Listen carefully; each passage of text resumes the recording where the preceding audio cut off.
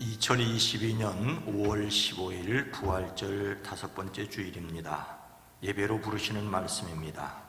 너는 청년의 때에 너의 창조주를 기억하라. 일의 결국을 다 들었으니 하나님을 경외하고 그의 명령들을 지킬지어다. 이것이 모든 사람의 본분이니라. 거룩하신 하나님, 우리의 때에 창조주 하나님을 기억하고 하나님의 말씀에 따라 사는 저희들 되어지게 하옵소서. 우리의 그리스도이신 예수님의 이름으로 간절히 기도드리옵나이다. 아멘.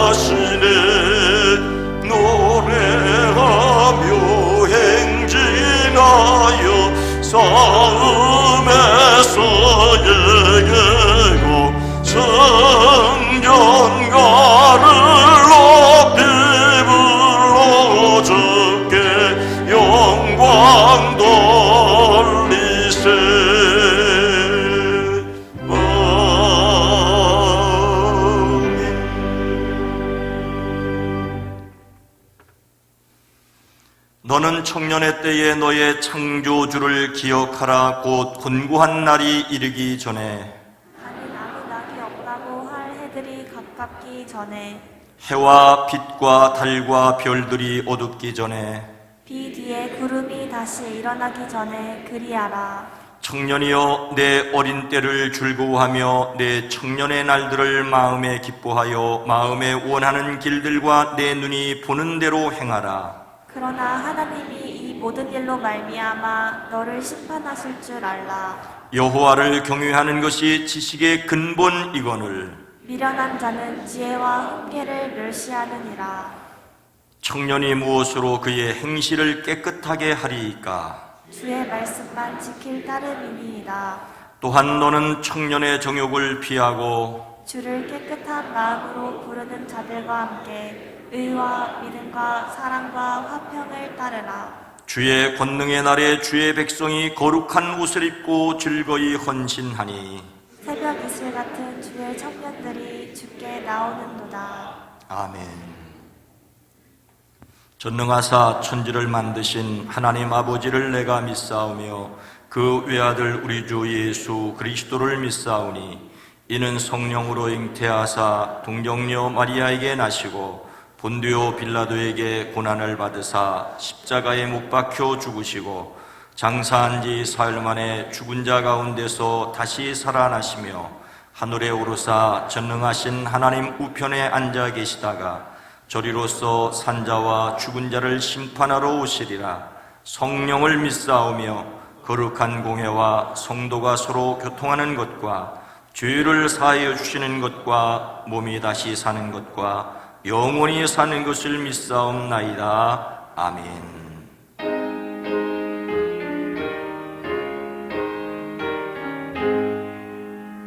만복의 근원 하나님 온 백성 찬송 드리고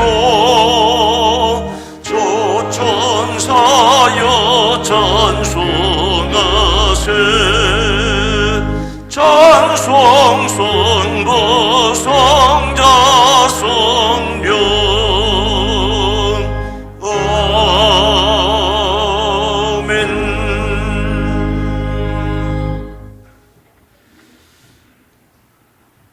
사랑과 은혜가 충만하신 하나님 아버지, 푸르디 푸른 산과 들의 녹음이 짙어가며 각양각색의 꽃들이 만개하여 화려한 자태를 뽐내는 이 아름다운 계절 5월을 우리에게 주신 하나님의 전능하신 은혜와 극진하신 사랑과 예배하는 기쁨을 허락하신 하나님 아버지께 감사와 경배를 드립니다. 자비의 하나님, 이 시간 지난 한 주 동안 주님을 갈망하지 않고 세상을 탐하며 살아온 일생과 우리의 언행과 행실로 하나님께 지은 죄를 회개하오니 저희의 삶을 용서하여 주시옵소서.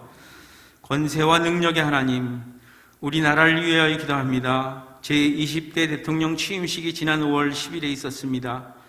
앞으로 모든 국정 운영에 대통령과 모든 공직자와 의정자들이 역사의 주관자이신 하나님 앞에서 겸손하게 하시고 정직함과 선한 양심으로 우리 민족의 역사에 부끄럽지 않는 바른 정치, 나라를 살리는 결정과 선택을 하도록 도와주시옵길 간절히 기도합니다. 우리 교회를 위해 기도합니다. 세상의 빛과 소금으로 부르심을 받은 우리 북수원교회가 믿음의 부자가 많은 교회가 되게 하여 주시옵고, 여러 가지 어려운 이 시기에 믿지 않는 자들이 주님을 모른 채 교회를 조롱하며 돌을 던질 때일수록 우리 교회가 겸비함과 사랑으로 세상을 안게 하시고 그들의 아픔에 깊이 공감하게 되기를 기도합니다. 주님을 섬기며 사랑하는 성도들 간 교제가 풍성한 교회, 그 풍성함의 공감이 세상으로 흘러가게 하시고 악에게 지지 말고 선으로 악을 이기게 하여 주시옵소서. 교사들을 위해 기도합니다. 천하보다도 귀한 생명을 가리키는 우리 교회 유치부, 어린이부, 중고등부, 젊은이부 교사에게 사랑을 부어주셔서 저희들에게 무엇보다도 하나님의 말씀을 가르칠 수 있는 지혜를 주시옵기를 소망합니다.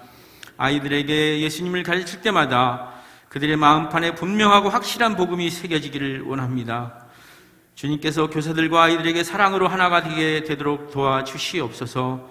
능력의 하나님, 오늘은 청년 주일입니다. 우리 청년기는 가슴이 뛰고 설레고 앞날에 대한 기대로 벅차오르는 시기입니다. 인생의 모든 시기가 중요하지만 특히 이 젊은 날에 우리가 바른 길을 선택하는 것이 중요한데, 그 중에 으뜸은 주님을 믿는 것이 가장 탁월한 선택이고 또한 이 모든 것이 하나님의 은혜임을 고백하며 깨닫는 것임을 알게 하여 주시옵소서. 믿음의 가정과 다음 세대를 위해 기도합니다. 가정에서의 신앙 전수가 점점 어려워지는 이때에 집집마다 가정 예배가 살아나게 하시고 가족이 함께 성경을 읽고 기도하며 범세 하나님을 의지하며 기도하는 부모의 모습이 자녀들의 마음에 각인되는 은혜를 허락하여 주시옵소서. 하나님의 말씀을 대언하시는 목사님을 위해 기도합니다. 말씀을 준비하시고 선포하시는 것에 피곤치 않도록 하시고 성령님께서 함께 하셔서 말씀의 권위와 능력이 듣는 저희들의 마음판에 새겨지게 하여 주시옵소서. 하나님께 예배할 때마다 찬양으로 하나님을 높이며 예배를 돕는 시온 찬양단을 위해 기도합니다. 시온 찬양단이 더욱 경건하고 영적인 찬양을 들을 수 있도록 큰 은혜를 더하여 주시옵소서. 단원들의 삶이 먼저 하나님 앞에 성실하고 진실되게 하시고 영적으로 더욱 주님을 사랑하는 삶이 되기를 기도합니다. 매주 모여 연습할 때마다 하나님께서 허락하신 재능을 마음껏 표출할 수 있도록 인도하시사 드려지는 찬양을 높이 흠양하여 주시옵소서. 계절의 여왕 5월을 저에게 주신 사랑과 기쁨의 왕이신 예수님의 이름으로 기도드리옵나이다. 아멘.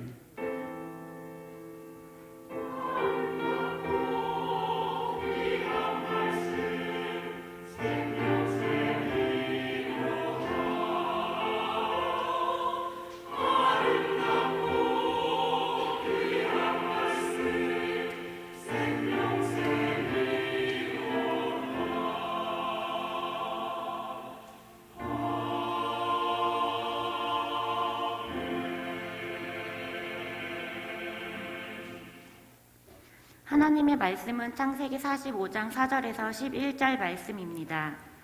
창세기 45장 4절에서 11절 말씀입니다. 제가 가진 성경으로 구약 성경 71면입니다. 오늘 말씀은 창세기 45장 4절에서 11절 말씀입니다. 요셉이 형들에게 이르되 내게로 가까이 오소서. 그들이 가까이 가니 이르되 나는 당신들의 아우 요셉이니 당신들의 애굽에 판 자라.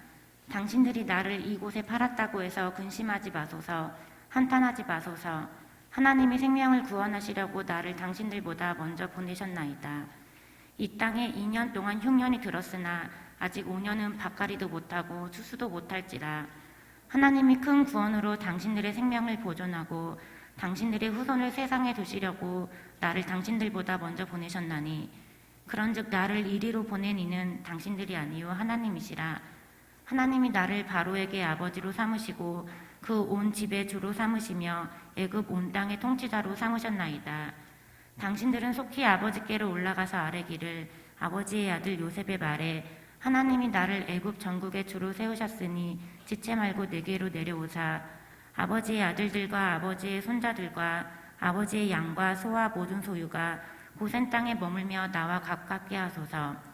흉년이 아직 5해가 있으니 내가 거기서 아버지를 봉양하리이다. 아버지와 아버지의 가족과 아버지께 속한 모든 사람에게 부족함이 없도록 하겠나이다 하더라고 전하소서. 아멘.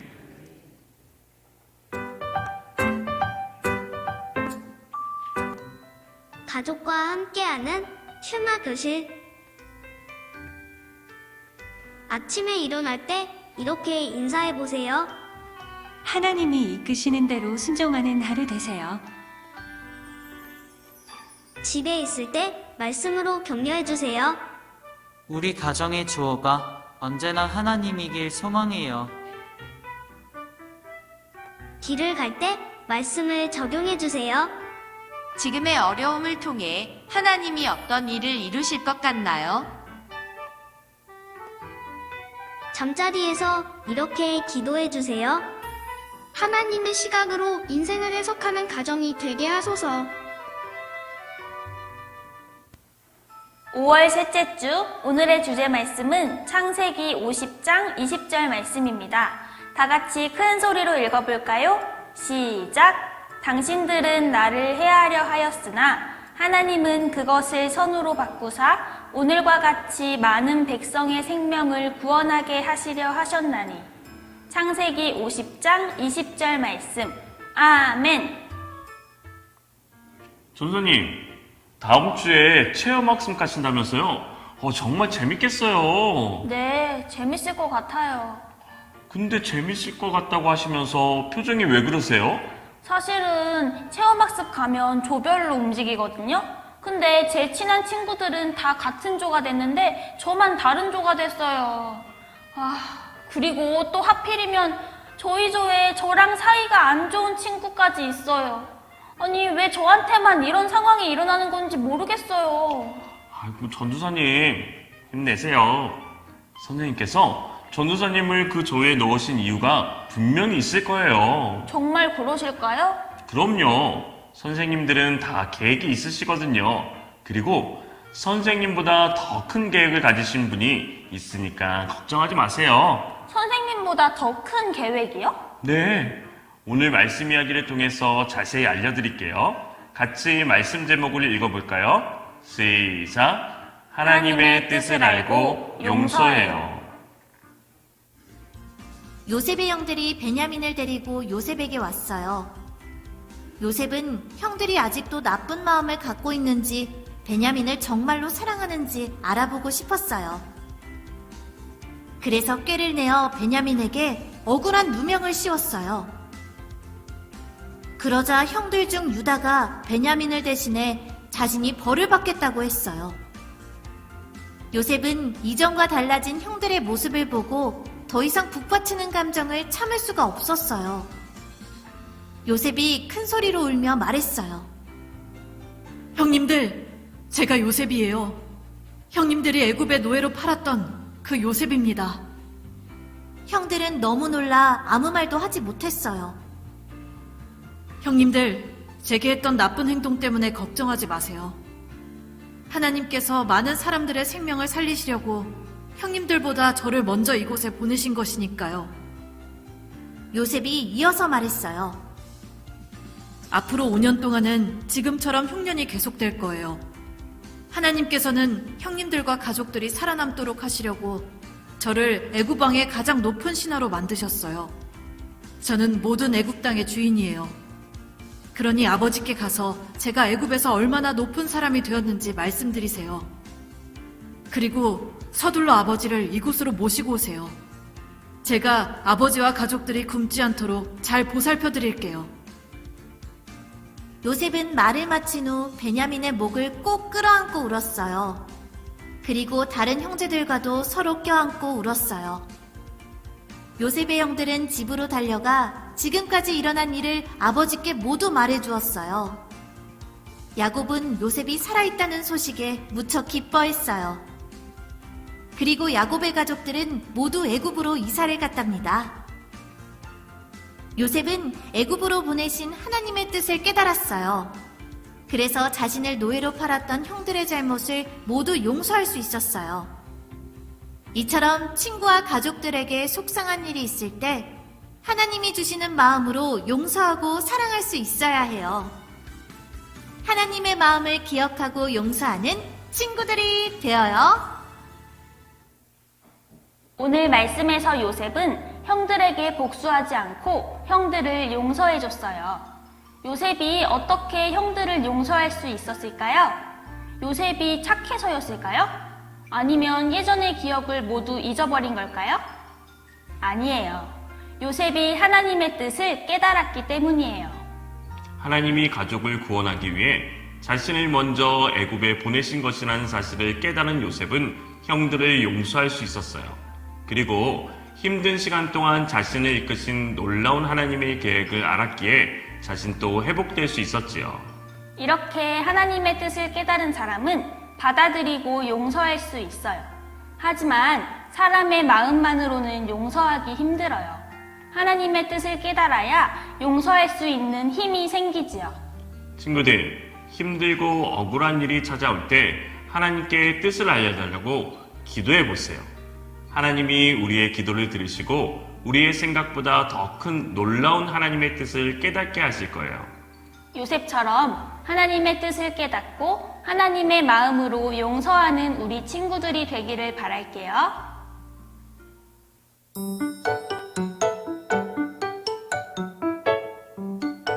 오늘 들은 말씀을 생각하며 다 함께 말씀 쏙쏙 퀴즈를 풀어봐요.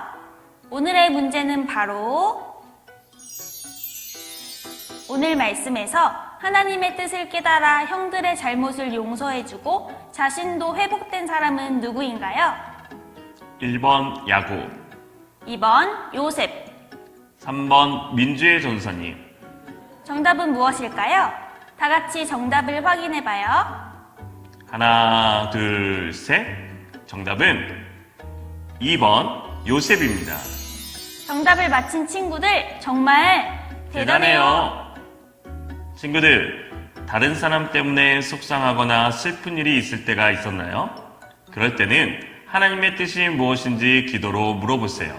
그리고 하나님의 뜻을 깨달은 사람답게 하나님의 마음으로 용서하는 이번 한 주를 보내보세요.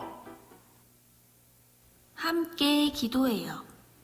사랑의 하나님, 우리는 잘못한 사람을 용서하는 것이 어렵고 힘들지만 하나님의 뜻을 깨달은 사람답게 용서할 수 있도록 해주세요. 한 주간 마음 아픈 일이 생겨도 하나님의 뜻을 구하고 하나님의 뜻대로 순종하도록 도와주세요. 예수님의 이름으로 기도드립니다. 아멘.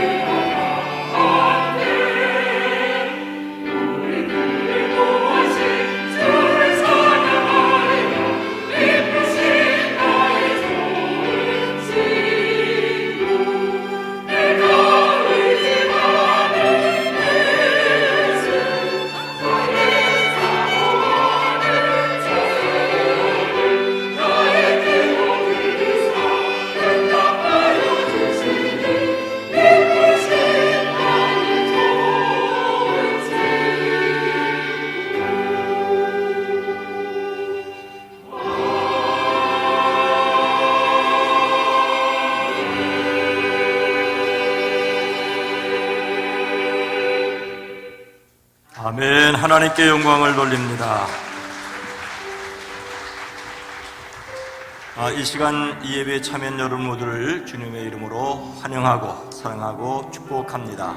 우리 옆에 있는 사람들과 인사합니다. 주님의 이름으로 사랑합니다. 축복합니다. 이 시간 온라인으로 예배하는 가정들을 주의 이름으로 축복합니다. 모든 가정의 어린이, 청소년, 젊은이, 어버이들의 따스함이 함께 하시기를 기도합니다. 혹시 아픔을 겪고 있다 할지라도 언제나 함께 하시는 하나님의 위로하심과 돌보심이 있으시기를 축복합니다. 제가 요 아래에서 목회할 때 많은 가르침을 주셨던 양승순 원로 목사님이 계십니다. 그 목사님이 자주 사용하던 말 가운데 하나는 역사의 배후에서 일하시는 하나님, 역사의 배후에서 일하시는 하나님이었습니다. 인생에 우여곡절이 있지만 그 뒤에서 일하시는 분은 하나님이시라는 체험에서 우러난 말이었습니다. 설교 시간에 자주 그 말씀을 사용했고, 기도할 때는 거의 매주일 헌금 기도할 때마다 사용했던 것으로 기억하고 있습니다. 양 목사님은 6.25 전쟁을 몸소 겪으셨습니다. 전투에 참여하여 총상을 입으셨고, 타고 가던 차가 굴러서 위험한 일도 겪었습니다. 휴전 직전 금화 전투에서 죽음의 문턱까지 갔다 오셨습니다. 한 번은 목사님을 모시고 백마고지 기념관을 방문했는데 당시에 말씀을 하시면서 눈시울이 붉어지시는 것을 보았습니다. 먼저 총을 쏘지 않으면 자신이 죽는다는 것을 전장에서 경험하셨습니다. 그러면서 기도하기를 이 전쟁에서 살려주시면 주님의 일을 하겠다는 서원이었습니다. 제대 후 마침 여름 성경학교 강사로 오셨던 분들의 안내를 받고 곧바로 9월학기 신학교에 입학을 하셨습니다. 끔찍한 동족 상잔의 비극을 겪으시면서 그 속에서 일하시는 하나님을 만나셨던 것입니다. 오늘 말씀에서 요셉이 만난 하나님은 어떤 분이셨습니까? 먼저 그는 형들에게 무엇이라고 말하는지 그 말부터 시작을 하도록 하겠습니다. 4절과 5절 전반절 말씀입니다. 요셉이 형들에게 이르되 내게로 가까이 오소서. 그들이 가까이 가니 이르되 나는 당신들의 아우 요셉이니 당신들이 애굽의 판자라. 당신들이 나를 이곳에 팔았다고 해서 근심하지 마소서, 한탄하지 마소서. 요셉이 형제들에게 이리 가까이 오시라고 말하니 그제야 그의 형들이 요셉 앞에 다가왔습니다. 요셉이 형제들에게 가까이 오라고 말하였다는 것은 그들이 감히 동생인 요셉에게 가까이 갈 수 없는 처지였기 때문이지요. 요셉은 애굽의 총리였고 형들은 조금 전까지 정탐꾼으로 몰아붙여졌던 사람들입니다.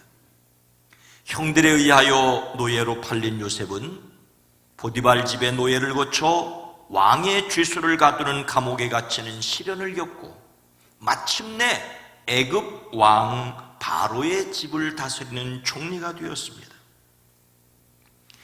요셉은 형들을 알아보았지만 모를지 하며 그들을 정탐꾼으로 몰아붙였습니다. 형들의 진실성을 시험해 보겠다는 것입니다. 형들은 이 곤경을 겪으면서 비로소 20년 전 자신들이 저질렀던 죄악을 깨달았습니다. 그렇다, 아우의 일로 벌을 받는 것이 분명하다고 그들은 서로 말하였습니다. 요셉은 그들에게 막내 아우 베냐민을 데리고 오라고 하지요. 하지만 베냐민의 목숨은 아버지의 목숨과 연결되어 있었습니다. 기근이 심해져 할 수 없이 아버지는 막내 아들을 형들에게 딸려 애굽으로 보냈습니다. 이때 요셉은 자식이 어머니의 아들이자 친동생 베냐민을 보자 마구 치밀어 오르는 형제의 정을 억제하지 못하고 급히 울 곳을 찾았습니다. 그리고는 여전히 얼굴을 씻고 편안히 함께 식사를 하고 그들을 베냐민을 포함해서 그들을 가나안으로 되돌려 보냈습니다. 요셉은 베냐민을 포함한 형제들을 가나안으로 돌려보내며 베냐민의 자루 속에 은잔을 감춰두게 했습니다. 형제들은 그것을 모르고 기분 좋게 집으로 돌아가다가 은잔을 훔쳐간 사람을 잡겠다는 요셉의 부하들에 의하여 멈추어 섰습니다. 베냐민의 자루에 몰래 넣어둔 은잔이니 그의 자루에서 발견될 수밖에 없었습니다. 형제들은 슬픔이 북받쳐 옷을 찢고 울면서 되돌아왔습니다. 그때 유다가 말합니다. 무슨 말을 할 수 있겠습니까? 무슨 변명을 할 수 있겠습니까? 하나님이 우리의 죄를 들춰내셨으니 우리와 이 잔을 가지고 간 아이가 모두 종이 되겠습니다. 하지만 요셉은 시침을 뚝 따고 말합니다. 아니, 그렇게 할 것까지 없어. 이 잔을 가지고 있다가 들킨 아이만 나의 종이 되고 나머지는 편안히 당신들의 아버지에게로 돌아가시오. 어쩌면 이것이 요셉의 진심이었을지도 모르겠습니다. 요셉은 자기 친동생 베냐민만 자신의 곁에 두고 싶었을지 모르겠습니다. 하지만 유다가 요셉을 노예로 팔자고 제안했던 그 유다가 요셉에 가까이 나와 간청을 합니다. 아버지가 막내를 무척 사랑하고 그 아이가 아버지를 떠나면 아버지는 돌아가실 것이라고. 그러니 제발 베냐민을 돌려보내고 자기 자신을 종으로 삼아 달라고 애원을 합니다. 아버지에게 닥칠 불행을 참아볼 수 없답니다. 이에 요셉은 북받치는 감정을 억누르지 못하고 자기의 모든 시종들을 내보내고 내가 바로 요셉이라고 말을 합니다. 요셉의 이 말에 형제들이 얼마나 놀랐겠습니까? 그들의 입이 얼어붙고 말았습니다. 이런 형제들에게 요셉이 이리 가까이 오십시오라고 말을 합니다. 가까이 오다는 말은 그만큼 그들의 거리가 아니라 마음이 멀리 있었다는 것입니다. 형들에 의하여 팔린 동생들을 판 형들, 그들은 결코 가까워질 수 없는 앙숙관계였습니다. 마침내 요셉은 형들에게 가까이 오라고 말합니다. 가까이 오라는 말은 죄를 자복하고 하나님과의 관계가 회복되어지는 일을 위해 하나님께 나가는 제사장의 모습을 가리키는 말이었습니다.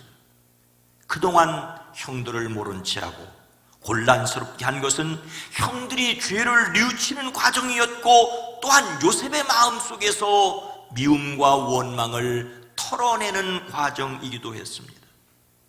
가까이 오라고 말하고 가까이 나가는 행동을 통하여 요셉과 형들을 가로막고 있던 문제들이 해결되었습니다.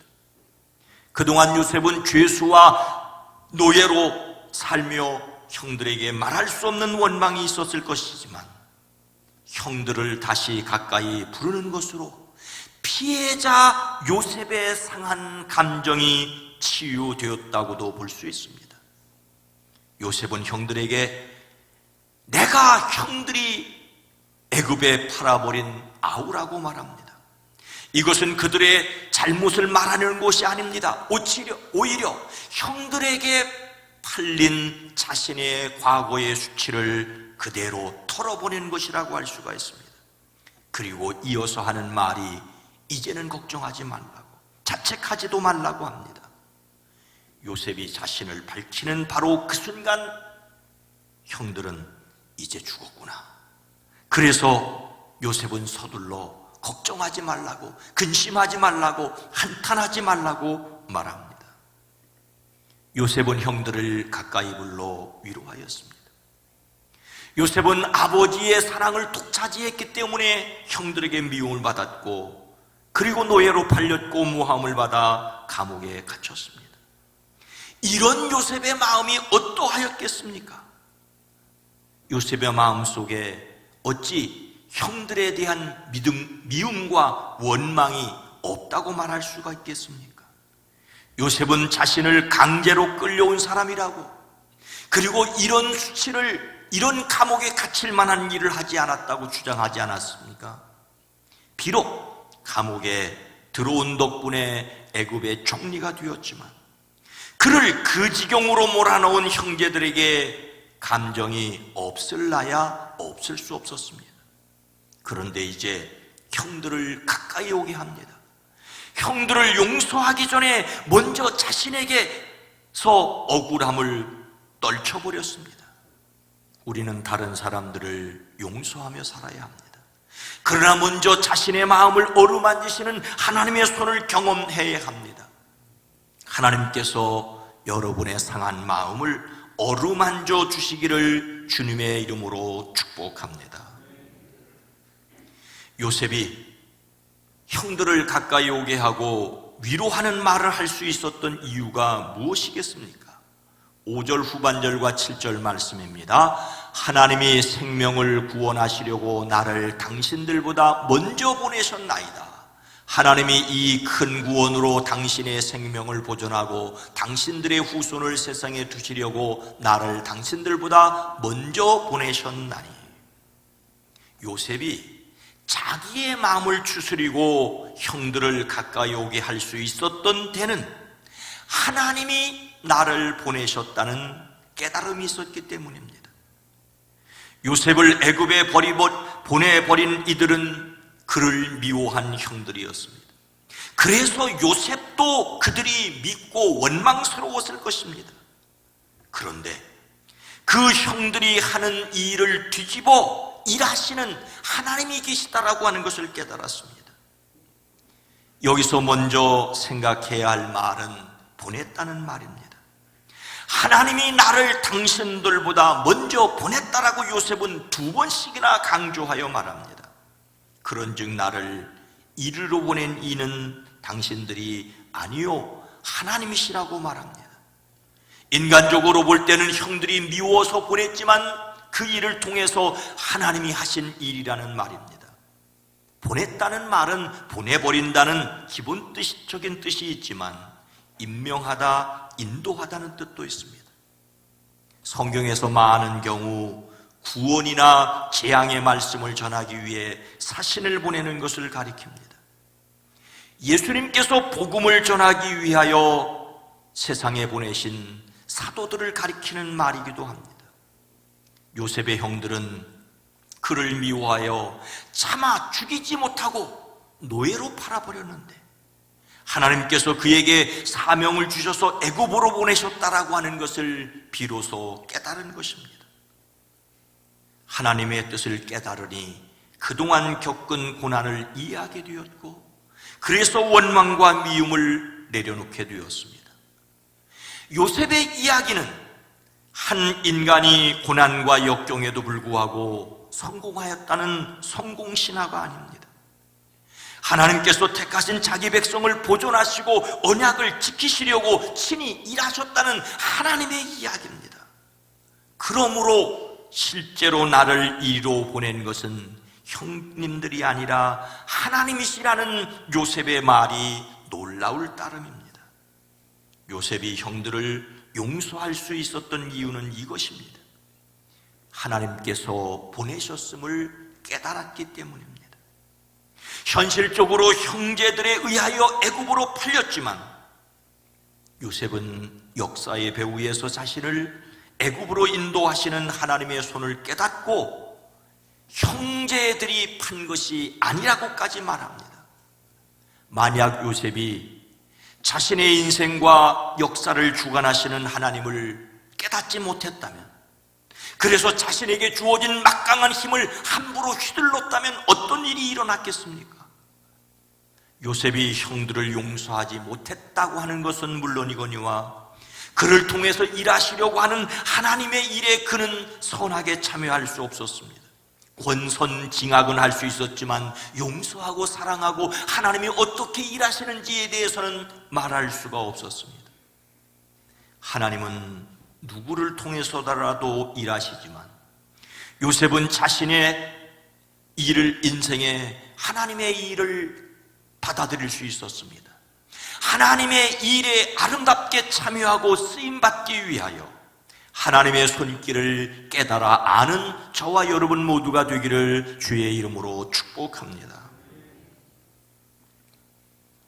형들을 용서한 요셉은 아버지와 아버지의 모든 가족들을 애굽으로 초청을 합니다.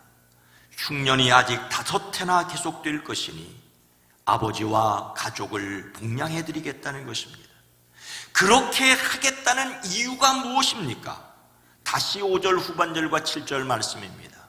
하나님이 생명을 구원하시려고 나를 당신들보다 먼저 보내셨나이다. 하나님이 이 큰 구원으로 당신들의 생명을 보존하고 당신들의 후손을 세상에 두려고 나를 당신들보다 먼저 보내셨나니, 우리는 앞에서 보낸다는 말에 주목하였습니다.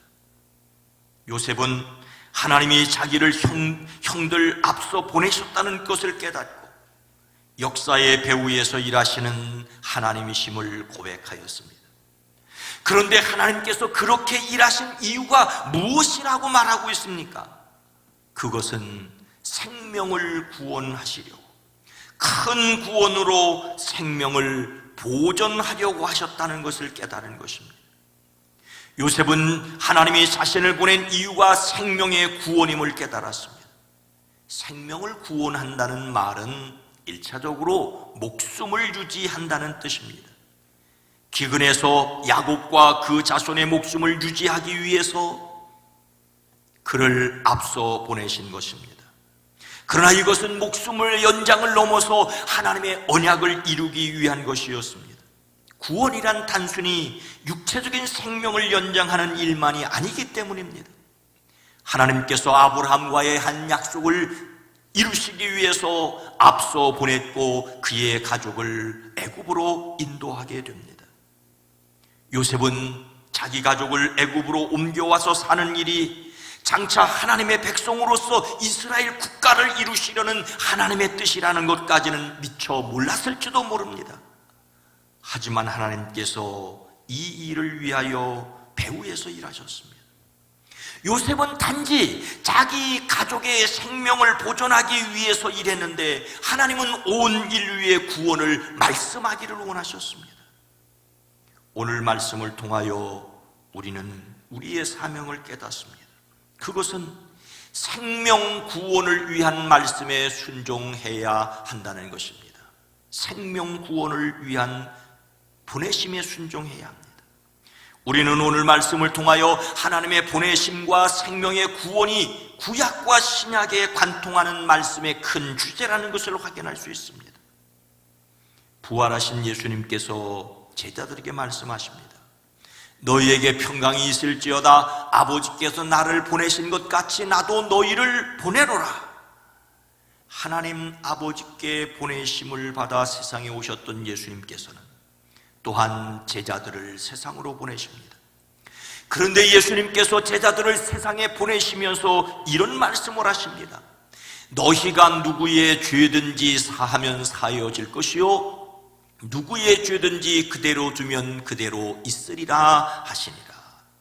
조금 더 깊이 생각하자면 예수님께서 마태복음에서 너희는 가서 모든 민족을 제자로 삼으라는 말씀이 요한복음에서는 누구의 죄든지 용서하여 주어라는 말씀으로 표현이 바뀐 것을 볼 수가 있습니다. 예수님의 제자가 된다는 것은 예수님의 말씀을 배우고 따르는 것입니다. 예수님께 배워야 할 말씀 중에 하나는 죄의 용서를 받고 죄를 용서해 주는 사람이라는 것도 포함하고 있습니다. 하나님께서는 요셉을 야곱의 집안을 대표하는 사람 정도가 아니라 애굽 온 땅의 통치자로 삼으셨던 것처럼 하나님께서 우리를 세상에서 부르셔서 다시 보내심으로 용서하고 사랑하는 예수님의 제자로 살게 하십니다. 우리는 하나님께서 용서하셨음을 믿고 용서하도록 보내심을 받았습니다. 하나님의 사랑을 믿고 이웃을 사랑하는 일에 쓰임을 받는 저와 여러분 모두가 되어지기를 주의 이름으로 축원합니다. 사랑하는 성도 여러분, 보이지 않는 하나님을 사랑한다며 보이는 사람을 사랑하기가 어렵다는 우리는 아닙니까? 참으로 모순덩어리인 자신을 보게 됩니다. 독일의 극작가 프랑크 베데킨트는 같은 시대를 살았던 맥스 할배와 사이가 매우 좋지 않았습니다. 그런데 베데킨트가 위독한 상황에 빠졌습니다. 그의 친구들은 두 사람을 화해시키는 좋은 기회가 왔다고 생각하고 할배를 베데킨트의 병상으로 데리고 갔습니다. 두 작가는 화해하고 여복에 잔해하면서 이야기를 나눴습니다. 그런데 베데킨트는 그 후에 완쾌가 되었습니다. 그리고 우연히 길에서 할배를 만났습니다. 할배는 반갑게 손을 내밀면서 베데킨트 쪽으로 다가갔습니다. 그런데 베데킨트는 얼음처럼 차가웠습니다. 프랭크, 도대체 왜 그러지? 우리는 화해하지 않았는가? 그때 베데킨트가 싸늘하게 이렇게 대꾸했다고 합니다. 천만에, 그거야 내가 죽어갈 때 이야기지. 천만에, 그거야 내가 죽어갈 때 얘기지. 베데킨트는 죽음의 자리에서 그동안 앙숙이었던 할배와 화해하는 듯 하였습니다. 죽음 앞에서는 원수처럼 지내던 사람들도 때론 화해합니다. 하지만 언제든 다시 적으로 변할 수 있습니다.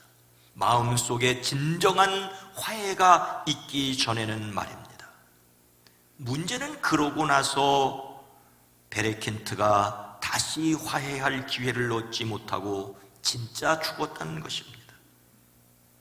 베데킨트와 할배의 이야기를 들으면서 어린 시절 초등학교 교실에서 친구와 싸우고 선생님이 화해하라고 하니까 억지로 악수하고 자리로 돌아오면서 선생님 몰래 서로 주먹을 쥐었던 기억이 납니다. 우리는 하나님의 용서를 믿기에 다른 사람의 잘못을 진심으로 용서하는 것이 언제쯤이면 가능할까요? 예수님께서 제자들을 보내시면서 용서를 말씀하셨습니다.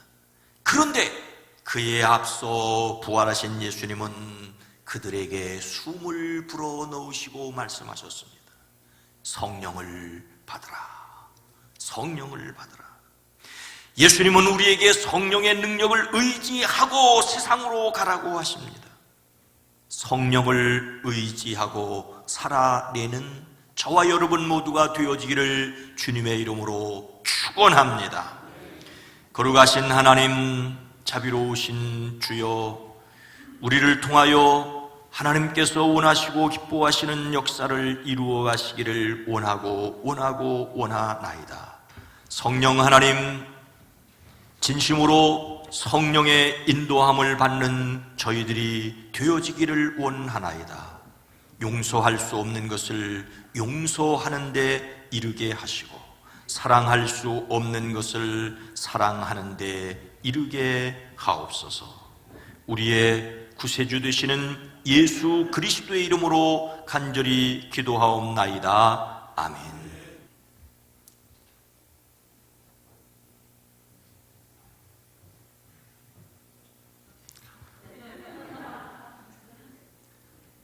청년들을 몹시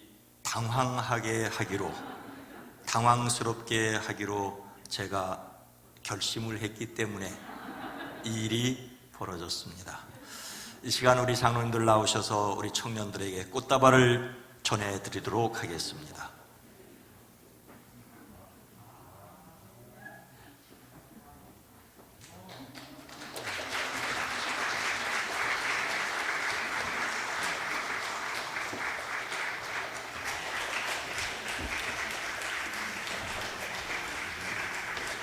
못 받은 친구 있나요?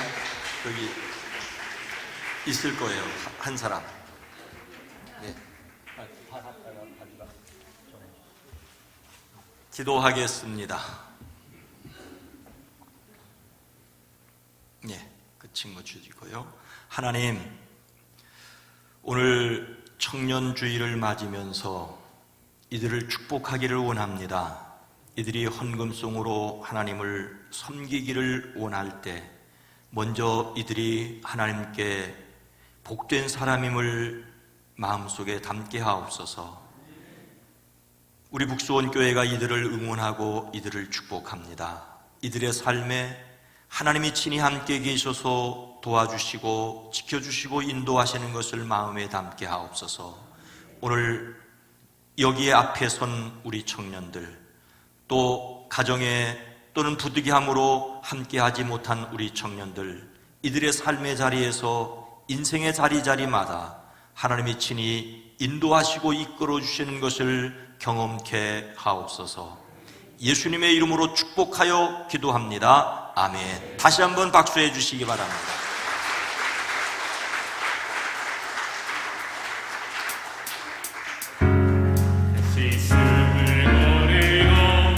거치는 이 길을 달리기 고난도 실망도 나를 멈출 순 없네. 끝이 없는 달리기 하나님과 나의 이야기 나 꿈꾸고 있어. 결국 승리의 그날을 때론 눈물 나는 일들이 내겐 너무 버거워 지쳐 포기하고 싶은데 날 부르신 주님 내게 독수리 같은 새 힘을 주시리. 다시 숨을 고르고 거치는 이 길을 달리기 고난도 실망도 나를 멈출 순 없네. 끝이 없는 달리기 하나님과 나의 이야기 난 꿈꾸고 있어. 결국 승리의 그날을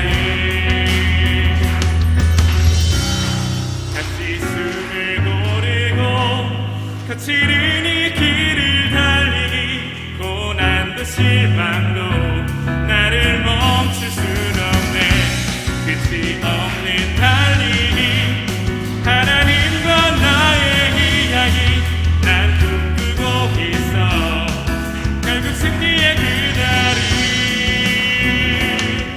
때론 눈물 나는 일들이 내게 너무 버거워 지쳐 포기하고 싶은데 날 부르신 주님 내게 독수리 같은 새 힘을 주시리. 다시 숨을 고르고 거치는 이 길을 달리기 고난도 실망도 나를 멈출 순 없네. 끝이 없는 달리기 하나님과 나의 이야기 난 꿈꾸고 있어. 결국 승리의 그날을 다시 숨을 고르고 거치는 이 길을 달리기 고난도 실망도 나를 멈출 순 없네. 내가 달려야 할 길 나의 젊음을 다 쏟아내 내 사랑 내구며 나의 주님께 달리기.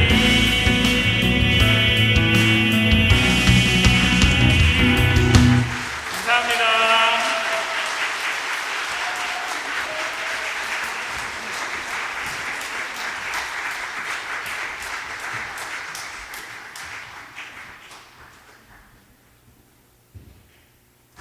하나님, 감사와 찬송과 영광과 존귀를 받으시옵소서. 우리의 인생의 걸음걸음 때로는 사람들에 의하여 실망하고 피해를 당하고 원망스럽기도 하지만 그 일을 바꾸어 영광의 면류관을 만들어 가시는 하나님을 발견하는 우리 모든 성도들, 특별히 저들의 달리기 속에 하나님이 함께 계심을 믿고 실망하지 않고 달려가는 젊은이들 모두가 되어지게 하옵소서. 이 시간 하나님 앞에 우리의 시간과 마음과 뜻과 정성을 올려드립니다. 10의 1조를 구별합니다. 감사의 예물을 드립니다. 선교를 위해, 장학을 위해, 비전을 위하여 드립니다. 주일원금으로, 속현금으로, 일천번제로 드립니다. 영광받아 주시옵소서. 이 시간 찬양대로 하나님께 영광을 돌립니다. 연주자로 섬깁니다. 헌금을 위해, 안내를 위해, 새가족을 위해, 방송을 위해, 주차를 위해 섬깁니다. 주여 기도합니다. 유아유치부에서, 어린이부에서, 청소년부에서, 젊은이부에서, 사랑부에서 섬기는 모든 교사들을 또한 복되게 하옵소서. 가정에 무거운 짐을 지고 여기까지 살아왔고 살아가 승리할 우리 어버이 세대들을 축복합니다. 주님께서 건강의 복을 더하여 주시옵소서. 선교사들과 비전교회와 출신 목회자들의 목양지가 푸르게 하옵소서. 연약한 가운데 주님의 위로와 소망을 사모하는 이들에게 주님이 친히 위로와 소망이 되어 주시옵소서. 이 땅을 복되게 하옵소서. 예수님의 이름으로 축복하여 간절히 기도드리옵나이다. 아멘.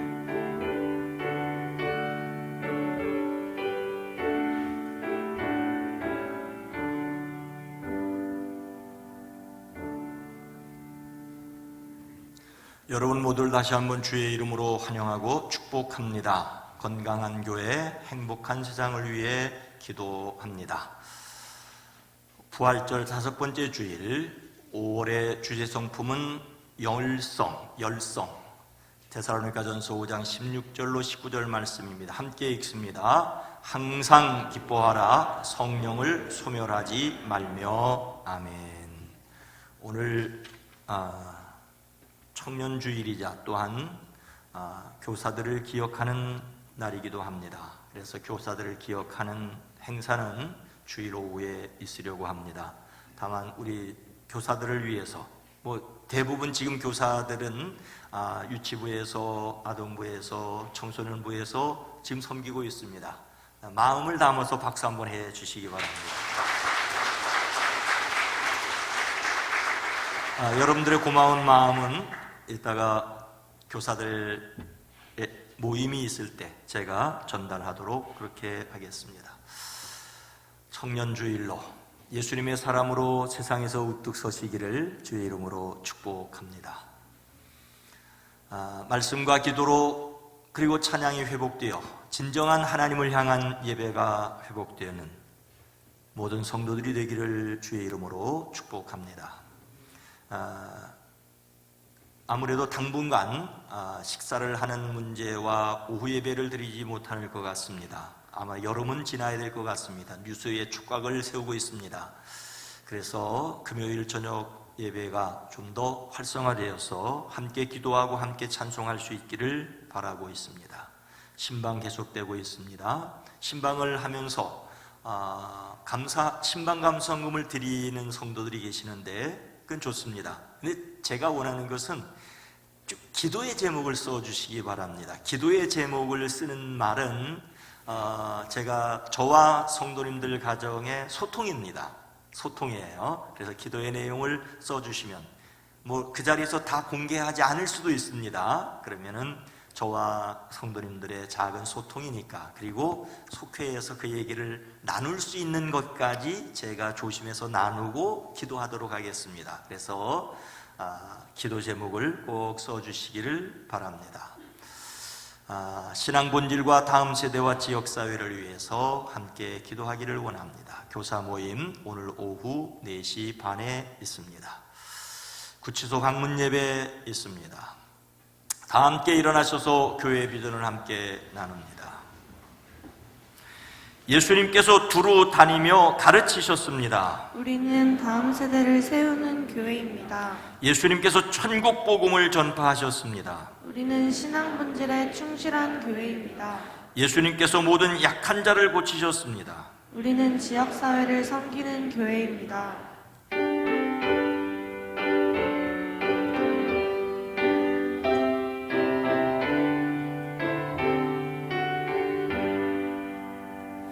여기에 모여 우리 주의 은총 받은 자여라. 주께서 이 자리에 함께 계심을 아노라. 언제나 주님만을 찬양하며 따라가려니 시험을 당할 때도 함께 계심을 믿노라.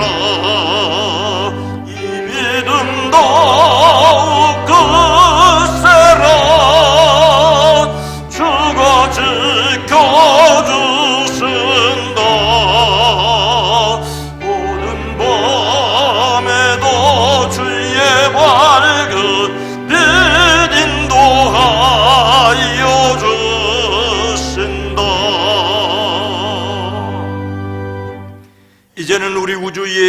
예수 그리스도의 은혜와 하나님 아버지의 놀라우신 사랑하심과 성령님의 감화 감동 내주 교통하심이 사랑하심 우리 온 성도들 위해, 가정 위에, 일터 위에, 이 땅의 젊은이들 위해 이제로부터 영원토록 함께 계시옵기를 간절히 축원하옵나이다.